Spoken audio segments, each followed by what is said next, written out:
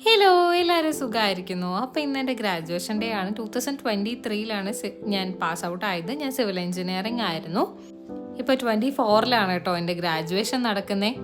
College എന്ന് പറയുമ്പോൾ തന്നെ പലർക്കും പല എക്സ്പീരിയൻസ് ആയിരിക്കില്ലേ. കുറേ പേർക്ക് നല്ല മെമ്മറീസ് ആണ്, കുറേ ഫ്രണ്ട്സിനെ കിട്ടിയിട്ടുണ്ട്. ചിലർക്കാണെങ്കിലോ അത് ട്രോമ ആയിരിക്കും. ഞാൻ എന്തായാലും ആ കൂട്ടത്തിലാണ്.